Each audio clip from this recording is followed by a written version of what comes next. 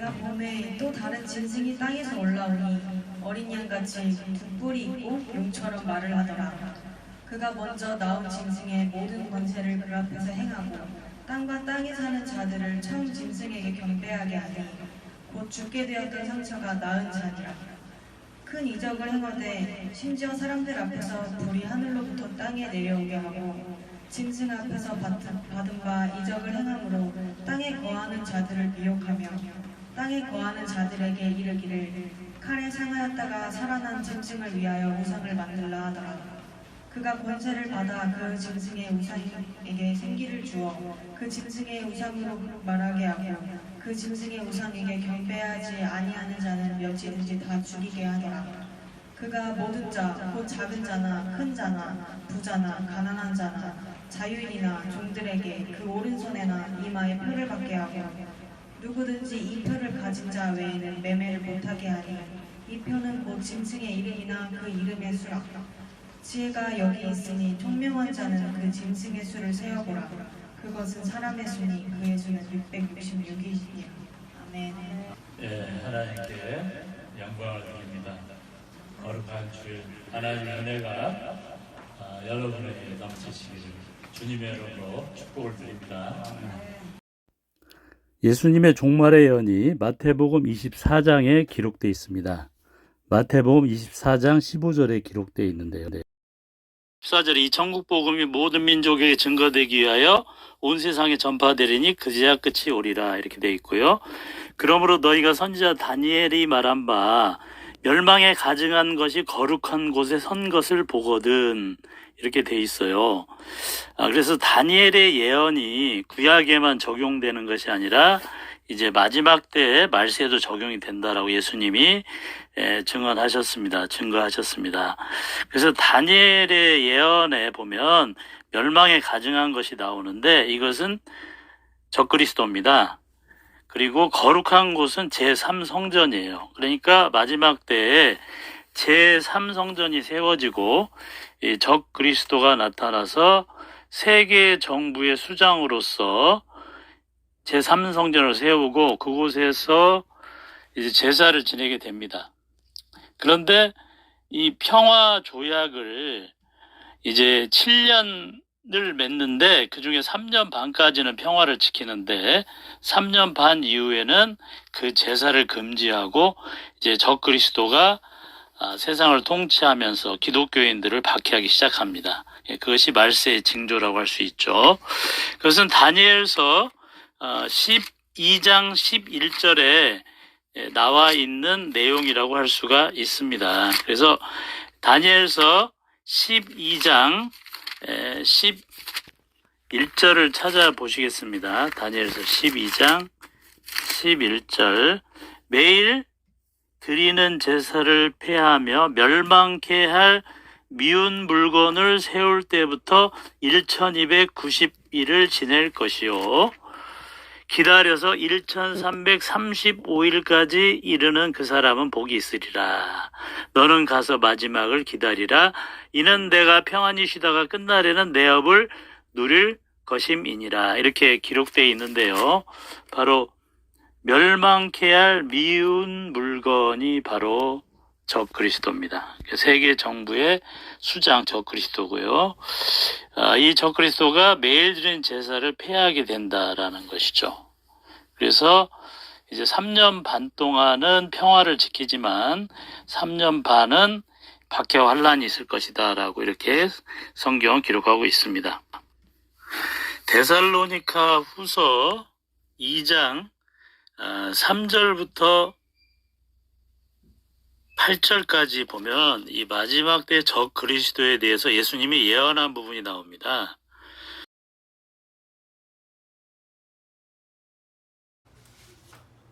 누가 어떻게 하여도 너희가 미혹되지 말라. 먼저 배교하는 일이 있고 저 불법의 사람 곧 멸망의 아들이 나타나기 전에는 그날이 이르지 아니하리니 그는 대적하는 자라 신이라고 불리는 모든 것과 숭배함을 받는 것에 대항하여 그 위에 자기를 높이고 하나님의 성전에 앉아 자기를 하나님이라고 내세우느니라. 내가 너희와 함께 있을 때에 이 일을 너희에게 말한 것을 기억하지 못하느냐. 너희는 지금 그로 하여금 그의 때에 나타나게 하려 하여 막는 것이 있는 것을 아나니 불법의 비밀이 이미 활동하였으나 지금은 그것을 막는 자가 있어 그 중에 옮겨질 때까지 하리라. 그때 불법한 자가 나타나리니 주 예수께서 그 입의 기운으로 그를 죽이시고 강림하여 나타나심으로 패하시리라. 아멘. 아멘. 누가 아무렇게 하여도 너희가 미혹하지 말라. 먼저 배도하는 일이 있고 저 불법의 사람 곧 멸망의 아들이 나타나기 전에는 이르지 아니하리니 저는 대적하는 자라 범사 일컫는 하나님이나 숭배함을 받는 자 위에 뛰어나 자존하여 하나님 성전에 앉아 자기를 보여 하나님이라 하느니라. 이렇게 돼 있어요. 그러니까 마지막 때에 불법의 사람, 멸망의 아들, 적 그리스도가 나타나는데 그는 대적자입니다. 사탄의 조종을 받는 자인데 하나님 성전에 앉아서, 즉 제3성전이 세워지는데 마지막 때 그 제3성전에 앉아서 자기를 보여 하나님이라 하느니라. 자칭 하나님으로 이제 우상 숭배를 하게 하는 거죠. 그래서 5절부터 보면 내가 너희와 함께 있을 때 이 일을 너희에게 말한 것을 기억하지 못하느냐. 저로 하여금 저희 때에 나타나게 하려 하여 막는 것을 지금도 너희가 안 하니 불법의 비밀이 이미 활동하였으나 지금 막는 자가 있어 그 중에서 옮길 때까지 하리라. 그러니까 이 적그리스도가 사탄의 조정을 받는 상황인데 하나님이 이것을 막아서 연기시킨다는 것이죠. 마지막 때를 연기시킨다는 것이고 8절에 보면 그때 불법한 자가 나타나리니 주 예수께서 그 입의 기운으로 저를 죽이시고 강림하여 나타나심으로 패하시리라. 결국에는 이 악한 자 사탄의 역사를 따라 모든 능력과 표적과 거짓 기적과 불의 모든 속임으로 임하는 이 사탄을 예수님께서 재림하셔서 패하신다, 이렇게 예언하고 있습니다. 바울의 예언이죠. 그래서 13절에 보면 주의 사랑하시는 형제들, 우리가 항상 너희를 위하여 마땅히 하나님께 감사할 것은 하나님이 처음부터 너희를 택하사 성령의 거룩히 하심과 진리를 믿음으로 구원을 얻게 하심이니 이를 위하여 우리 복음으로 너희를 부르사 우리 주 예수 그리스도의 영광을 얻게 하려 하심이니라. 이렇게 기록되어 있습니다. 그래서 말씀을 지키라고 이렇게 바울은 권면하고 있습니다. 바울은 권면하고 있습니다. 이러므로 형제들아 굳게 서서 말로나 우리 편지로 가르침을 받은 유전을 지키라. 하나님의 말씀을 지키라. 16절 우리 주 예수 그리스도와 우리를 사랑하시고 영원한 위로와 좋은 소망을 은혜로 주신 하나님 우리 아버지께서 너희 마음을 위로하시고 모든 선한 일과 말에 굳게 하시기를 원하노라. 이렇게 되어 있습니다. 계시록 13장 1절부터 보면은 1절에는 바다에서 짐승이 나온다 그랬어요. 그가 이제 용의 어떤 역할을 하는 거죠. 그러니까 용이라는 건 사탄입니다. 사탄의 대리자 적그리스도 역할을 하는 거죠. 마지막 때에.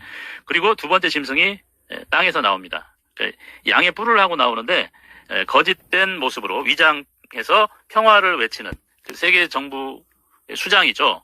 그래서 그가 이제 우상을 만들고 그리고 세계 단일 정부를 주도권을 잡고 666의 표를 만들어서 경제까지 쥐게 됩니다. 그리고 거짓 선지자와 연합해서 종교 지도자죠. 종교 통합 지도자들과 연합해서 세계를 정복하기 때문에 누구도 이의를 제기할 수 없고 복종할 수밖에 없어요. 그래서 이제 그들이 화폐의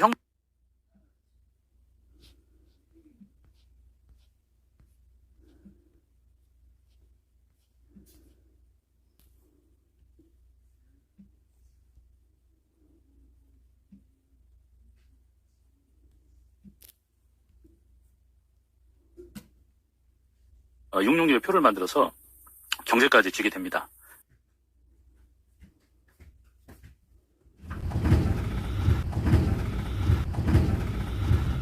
그리고 거짓 선지자와 연합해서 종교 지도자죠. 종교 통합 지도자들과 연합해서 세계를 정복하기 때문에 누구도 이의를 제기할 수 없고 복종할 수밖에 없어요. 그래서 이제 그들이 화폐 혁명을 하는 거죠. 모든 지폐를 인정하지 않는다 이거죠. 휴지로 만들고 그리고 이제 그들이 경제까지 장악을 하게 된다라는 것입니다. 그러면 이제 화폐 혁명이 일어나고 그래서 이제 그들이 세계를 정치적, 경제적, 종교적으로 지배하는 거죠. 우상을 만들어서 경배하게 합니다. 그래서 이제 세계 정부를 효율적으로 관리하기 위해서 우상을 만드는 거죠. 그래서 둘째 짐승이 우상을 만들어서 우상에게 생기를 준다 이런 내용이 나와 있습니다. 우상이 생기를 주어서 말하게 한다. 돌이나 철로 된 동상이 어떻게 말을 할 수 있습니까? 그것은 바로 AI를 가리킵니다. Artificial Intelligence. 그래서 AI는 말도 하잖아요.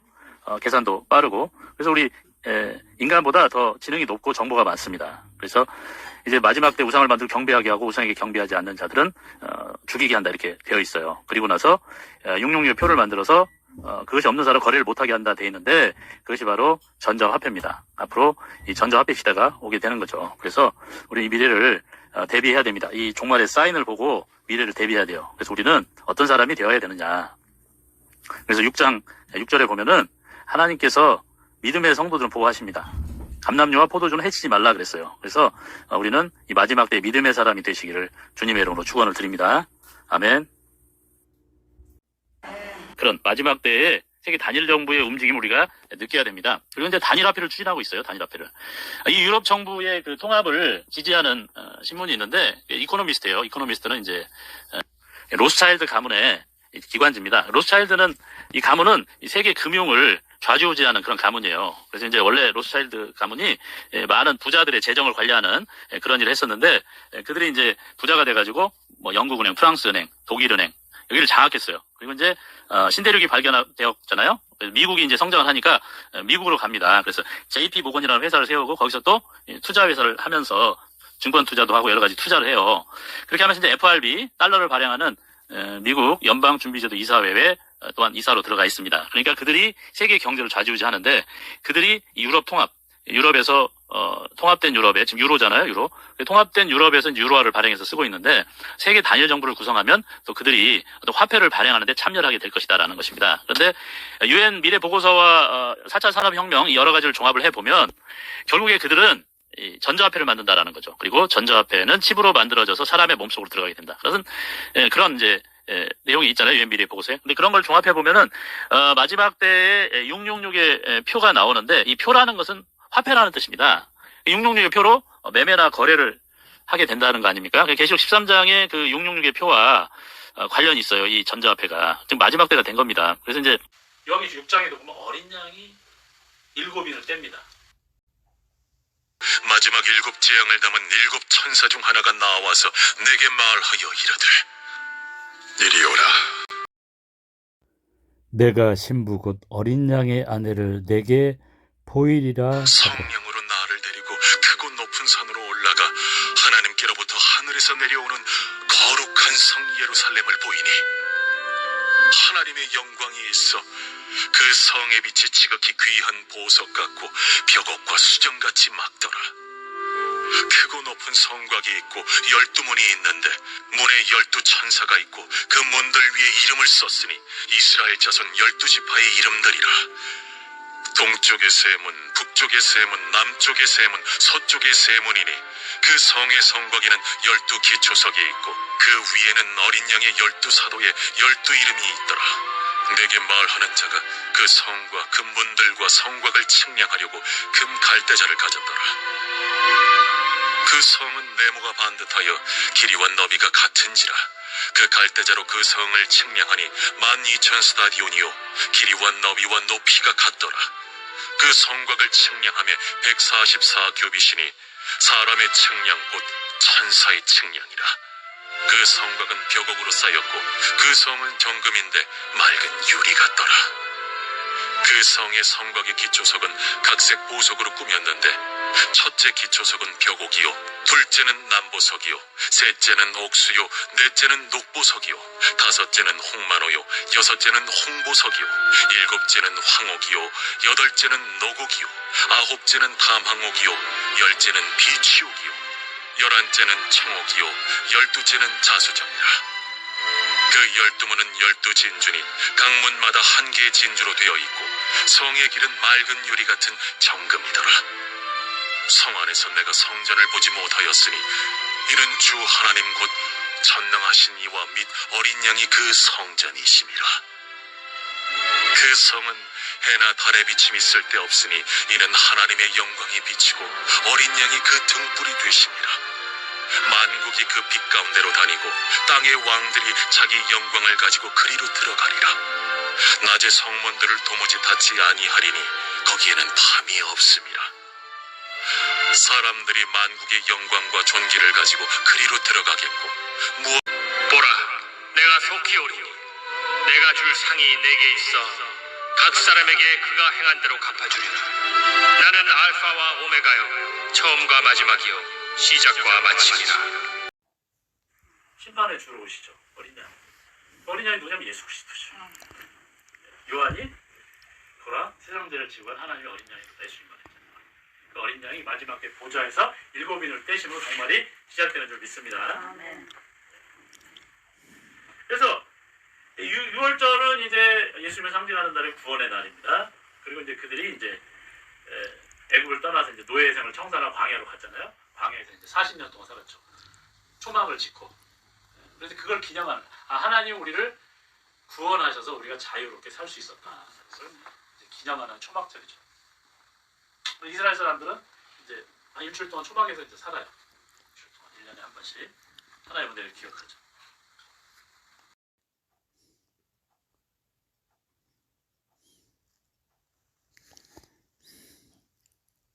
심판의 주로 오시죠. 어린 양. 어린 양이 누구냐면 예수 그리스도죠. 고린도전서 11장 23절에서 29절에서 사도 바울은 이렇게 증언합니다. 고린도전서 11장 23절 29절. 내가 너희에게도 전해준 것은 내가 주께 받은 것이니 이는 곧 주 예수께서 그 밤에 마지막 만찬 최후의 만찬 그 밤에 빵을 가지다 감사를 드리신 후에 떼어 말씀하시기를 이것은 너희를 위하여 지kin 내 몸이니 받아서 먹으라. 나를 기억하 이것을 행하라 하시고 빵을 주시면서 나눠주시면서 내 몸이다. 십자가에서 찍힐 몸을 상징합니다. 근데 몸을 찍히고 뭐가 나와요? 피를 흘리잖아요. 그래서 이제 저녁 식사 후에도 여호와의 잔을 가지고 말씀하시고 이 잔은 내 피로 세우는 새 언약이라.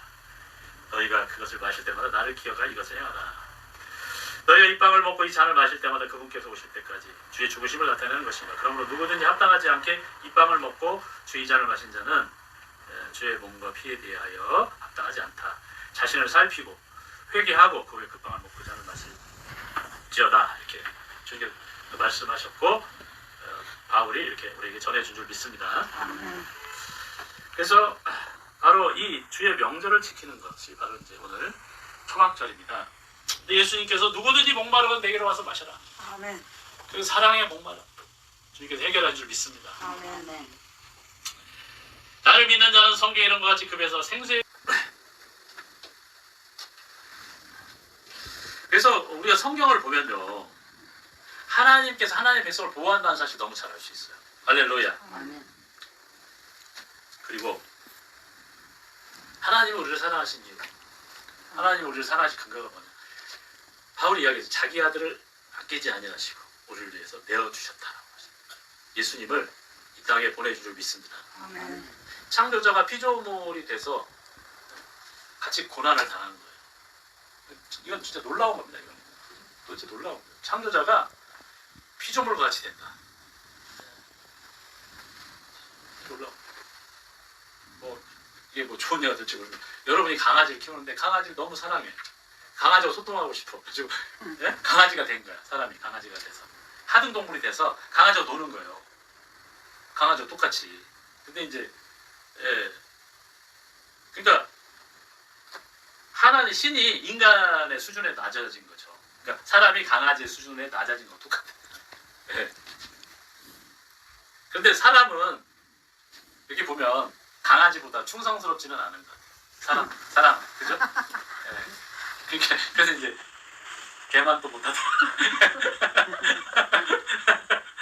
이 개하고 이렇게 달리기 시합을 한대요. 그래가지고 개한테 지면 개보다 못한 놈이라고 하고 개하고 똑같이 이제 들어오면 개 같은 놈이라고. 개보다 더 빨리 하면은 개보다 더한 놈이라고.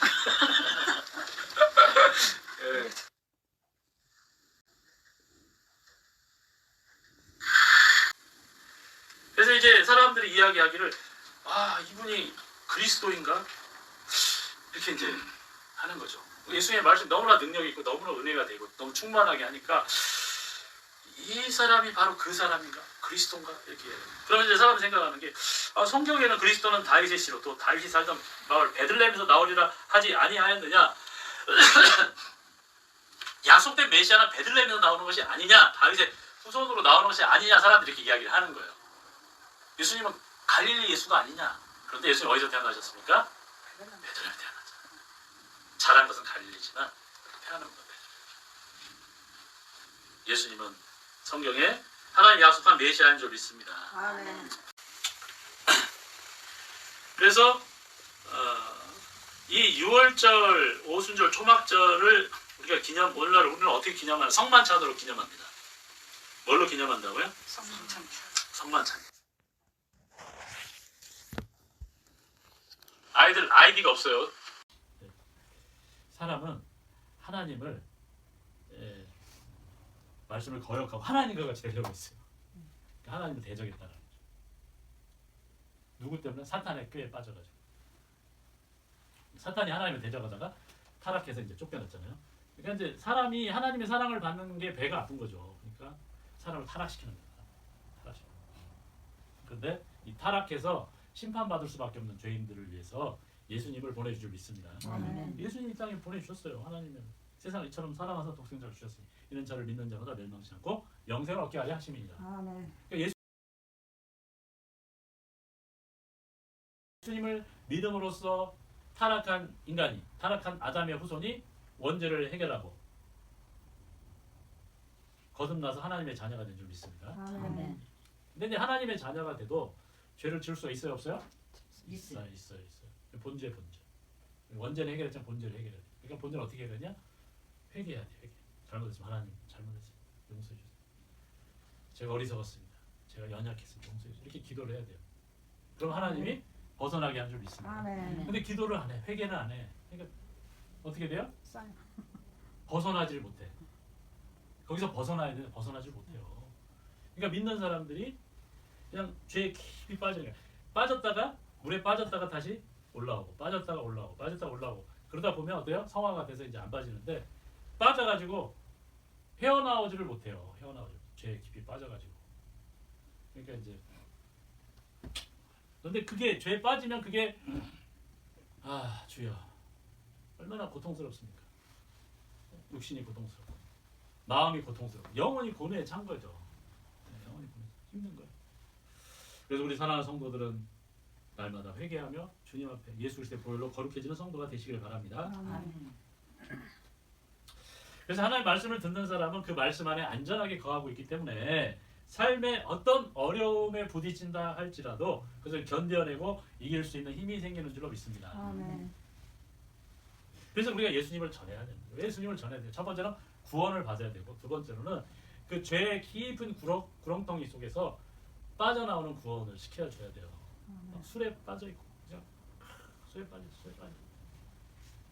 뭐 매일 술 마시고 하루에 그냥 소주 2병씩 마시고 그러면서 이제 사는 거예요. 근데 뭐냐면 본인에게 이 그 결과가 온다는 거죠. 주위에 보면은 그 소주를 많이 마신 분들은 간이 딱딱하게 굳어가지고 돌아가는 거 있어요. 간경변이라고 하죠. 간암이 되고. 그러니까 이제 어쨌든 본인이 그러한 삶을 계속함으로써 결국은 죽음에 이르게 된다. 그 죄에 깊이 빠지다 보니까 하나님의 말씀, 하나님의 음성에 귀를 기울일 여유가 없는 거죠. 교회 같이 갑시다 해도 술에 쩔어 있는데 어떻게 교회를 갑니까? 밤낮으로 술을 마시는데. 우리가 이 주일에 오전에 예배할 수 있는 것도 하나님의 은혜가 될 줄 믿습니다. 아멘. 우리가 이 자리에 있는 자체가 하나님의 은혜입니다. 할렐루야. 아멘. 하나님 너무 감사하죠. 하나님 너무 감사하죠. 예배할 수 있는 자체도 감사하죠. 그래서 우리는 예수님을 통해서 은혜 받게 되는 줄 믿습니다. 아멘. 그래서 오늘 본문에 보면 명절 끝날 곧 그 끝날에 예수께서 서서 외쳐 이르시되 누구든지 목마르거든 내게로 와서 마시라. 생수의 강이 흘러나오리라. 할렐루야. 아멘.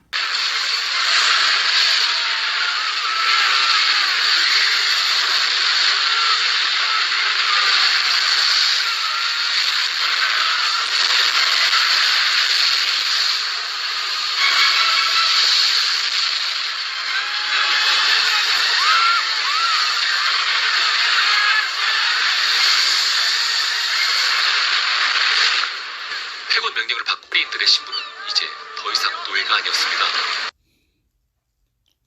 이 광야에서 하나님의 만나를 먹고 구름 기둥 불 기둥으로 인도함을 받은 것을 기념하는 축제죠. 그래서 하나님은 이스라엘 자손들에게 출애굽을 기념하는 축제 명절을 지킬 것을 요구를 하셨어요. 이게 뭐냐면 유월절, 오순절, 초막절입니다. 거의 비슷한 때죠. 비슷한 때. 그러니까 유월절은 뭐예요? 죽음이 우리를 건너뛰었다는 거죠. 패스오버. 죽음의 사자를 건너뛰었다.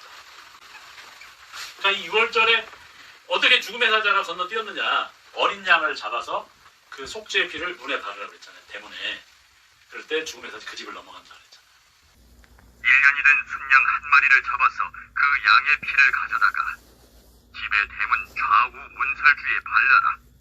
그리하면 죽음이 그 집을 지나칠 것이다. 그리고 양을 굽고 요리하고 식사가 끝나자마자 바로 떠날 수 있도록 의복을 입은 채로 서서 먹어라. 금, 은, 보석 등 귀중한 물건을 챙겨가지고 가도록 준비해라. 그날 밤에는 누구도 집 밖에 나가서는 안 된다. 천사가 밖에서 도는 중에 만나면 죽음을 당할 수 있다. 라고 하였습니다. 이스라엘 백성들은 명한대로 순종하였습니다.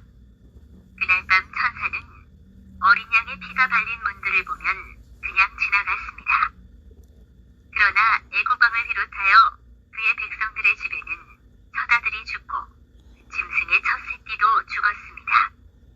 그러자 바로 왕은 모세와 아론을 불러 내 말대로 백성들을 데리고 떠나라.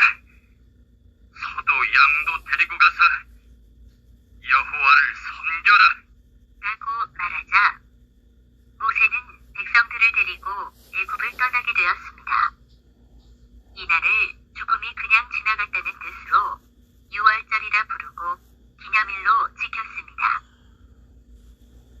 이스라엘 백성 우리도 바로 예수님을 믿고 예수님의 피가 우리 심령 속에 있을 때 죽음의 사자가 넘어가게 되는 줄 믿습니다. 그러니까 유월절을 지키는 건 뭐냐면 결국은 예수님을 믿으라고 상징을 보여주는 거예요. 예수님이 어린 양이 되셔서 너희 대신에 십자가에 속죄의 피를 흘렸다라는 것을 보여주시는 것입니다.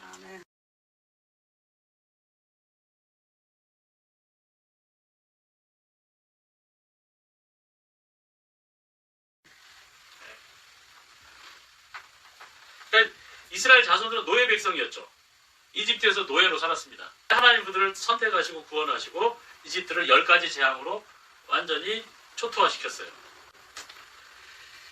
그것은 뭐냐면 그 10가지 재앙, 피, 개구리, 이, 파리, 악질, 독종, 우박, 메뚜기, 흑암, 장자재앙. 이것은 뭐냐면요, 애굽의 신들을 심판하는 거예요. 그게 다 애굽의 신들이었어요. 애굽 사람들은 다 그냥 신으로 섬긴 거예요. 개구리도 섬기고 그냥 나일강으로 섬기고 이도 섬기고 파리도 섬기고 다 태양도 섬기고 다 섬기는 거예요. 다 신이야. 흑암도 신이고 눈에 보이는 건 다 신으로 만들었어요.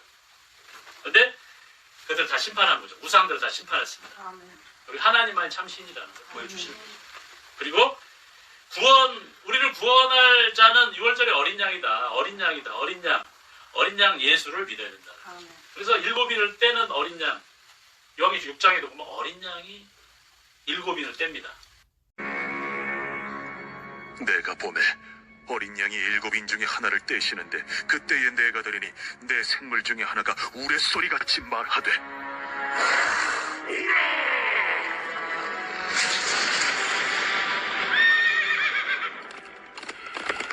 이에 내가 보니 흰 말이 있는데 그 탄자가 활을 가졌고 면류관을 받고 나아가서 이기고 또 이기려고 하더라. 둘째 인을 떼실 때에 내가 들으니 둘째 생물이 말하되 예수님께서 베드로와 야고보와 요한을 데리고 변화산에 가셨습니다. 그것은 제자들에게 용기를 주기 위함이었어요. 또한 신적 변화를 통해서 제자들에게 부활의 영광, 그 확신을 주기 위함이었습니다. 그러니까 이 세상에서 기죽지 말고 자신 있게 믿음으로 살아라 라는 그런 교훈을 주시기 위함이었습니다. 예수님 그곳에서 휘황찬란하게 변화되셨습니다. 얼굴에 광채가 나고 정말 하나님의 영광을 보여주셨습니다. 눈은 불꽃 같고 그 목소리는 그 폭포수와 같은 그런 예수님께서 모세와 엘리야와 말씀하셨습니다. 그리고 그 대화 내용은 별세, 엑소더스에 관한 것이었다라는 것입니다. 그때 예수님께서 야고보와 요한과 베드로가 있을 때 별세에 대해서 말씀. 별세가 원어로 뭐냐면 엑소더스예요. 엑소더스.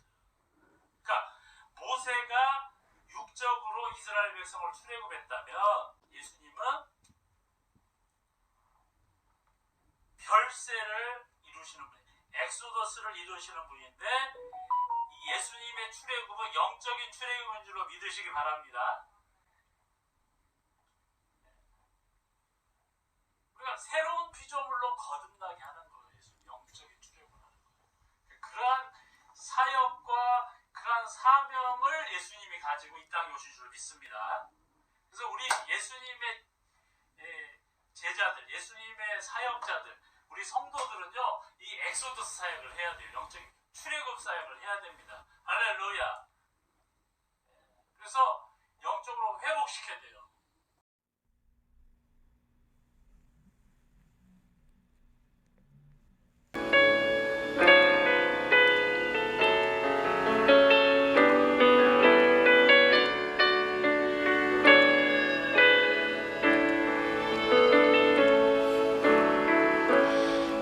감사하신 하나님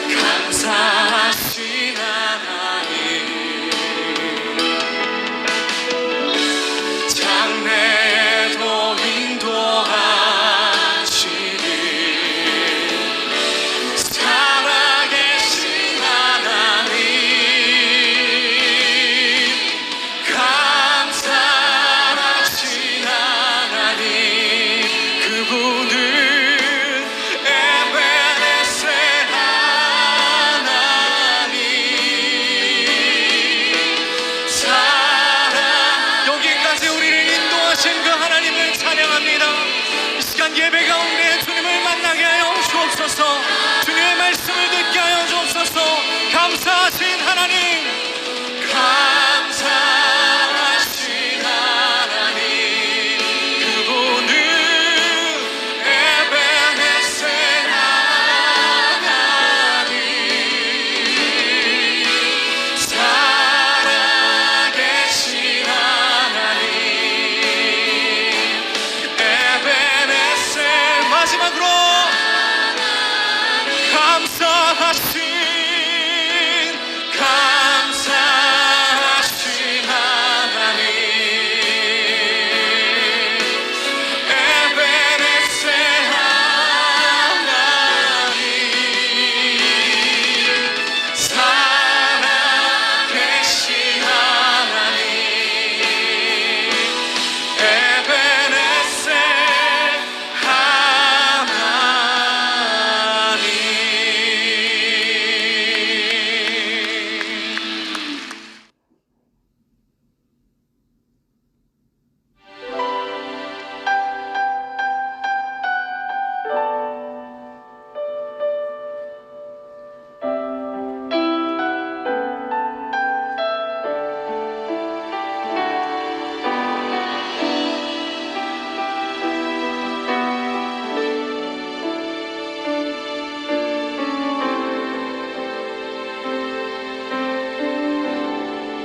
감사하신 하나님,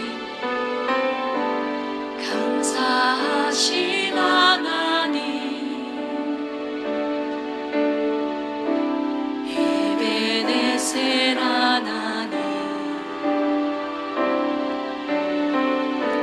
살아계신 하나님, 에베네셀 하나님, 여기까지 인도하셨네. 레위기, 민수기, 신명기를 배웁니다. 신명기 33장 29절에서 이스라엘이여 너는 행복한 사람이로다. 나는 행복한 사람이로다. 나는 행복합니다. 은혜가 되는 거예요. 믿음이 생기는 거예요. 그 윤환기 목사님이 원래 가수였잖아요. 예수님을 믿고 너무 은혜가 되고 용기가 되고 암을 이기고 자신감이 생기니까 노래를 했잖아요. 나는 행복합니다. 나는 행복합니다. 나는 행복합니다. 나는 행복합니다. 정말 정말 행복합니다. 제가 LA에서 만났어요. 그래가지고 윤환기 목사님, 아유 내가 참 한번 이 찬양 집회를 한번 하고 싶다 막 그러면서, 예? 그게 소원이라는 거예요. 그게 소원. 근데 코로나 때문에 못 하니까 너무 답답한 거예요. 그래서 한번 언제 한번 준비하겠습니다라고 했는데, 제가 지난주에 만났던 우리 그 박사님이 미국에서 사역하던 박사님인데, 그 잠실 쪽에 큰 콘서트홀을 지금 짓고 있대요. 콘서트홀을, 예, 음식점 하던 몇 층 건물을 인수해가지고 콘서트홀 하고 이제 이렇게 한대요. 제가 거기서 좀 예배도 드리고 했으면 좋겠으면 했더니 너무 좋다는 거예요. 그래서 한번 윤환기 목사님과 거기서 한번 이 간증 집회 및 찬양 집회를 하면 좋겠어요.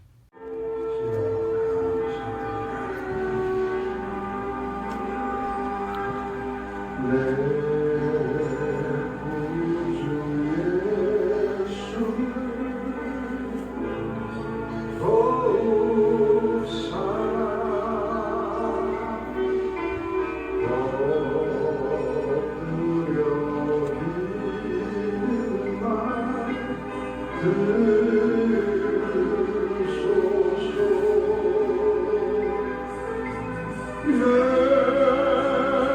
진정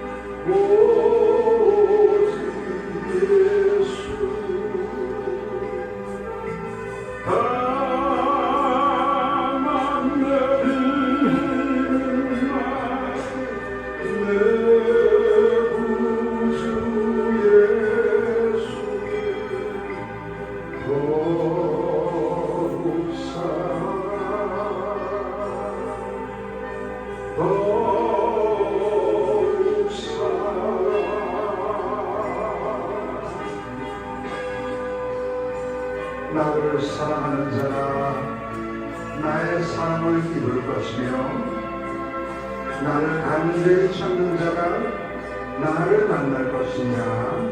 아멘.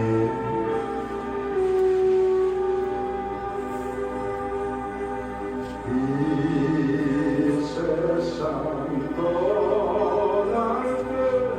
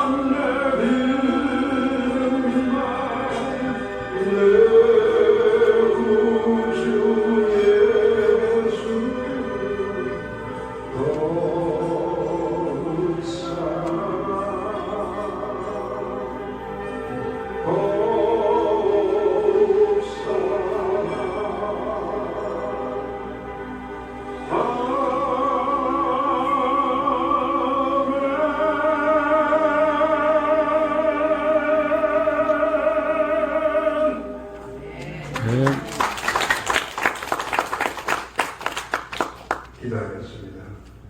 그러니까 이스라엘이여 너는 행복한 사람이로다. 여호와의 구원을 너같이 얻은 백성이 누구냐? 막 그러면서 그 행복감이 밀려오니까 행복이 나타나는 거죠. 행복이 막 그냥 흘러나오는 겁니다. 여러분 행복이 흘러나오는 이 성도 되시기 바랍니다.